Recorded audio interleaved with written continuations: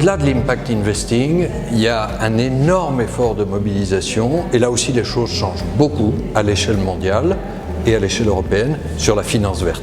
La façon d'inciter à la finance verte, c'est d'obliger les banques et les assurances à mesurer leurs risques climatiques, le risque d'aujourd'hui et puis le risque de demain, ce qu'on appelle le risque de transition, et puis en sens inverse de les inciter à développer les financements verts, les obligations vertes et de plus en plus ce qu'on appelle les actifs verts. Alors un petit point technique là-dessus, c'est très important qu'on progresse sur ce qu'on appelle la taxonomie, c'est-à-dire d'arriver à une définition commune des actifs verts et de ce qu'il faut encourager, et puis en sens inverse des actifs bruns et de ce qu'il faut décourager.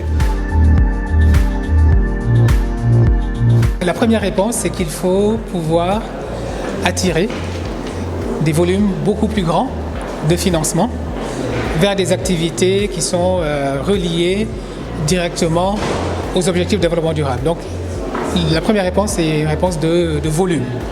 Et pour cela, ce qu'il faut, c'est offrir aux investisseurs des produits qu'ils comprennent. Donc c'est du packaging en fait qu'il faut faire. Des produits qu'ils comprennent et qui correspondent à leurs normes d'investissement. La deuxième réponse, c'est s'assurer que ce volume-là est utilisé de façon optimale, appropriée, que chacun de ces dollars va donner le maximum d'impact. Il y a peut-être 10 ans, il y a 15 ans, on essayait juste de s'assurer qu'il n'y a pas d'impact négatif. Aujourd'hui, on veut aller au-delà juste de cela et s'assurer que l'impact est maximal.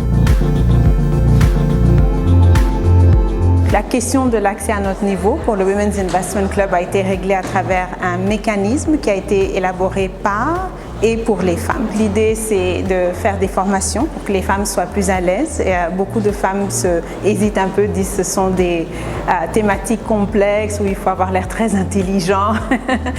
Donc l'idée d'ouvrir, de créer une plateforme où les femmes sont plus à l'aise pour poser les questions, pour pouvoir investir en équipe. Comme ça, on n'est pas obligé de venir avec de gros montants individuellement, mais aussi de nous poser sur des plateformes qui permettent à plusieurs femmes de se mettre ensemble pour avoir une force de frappe.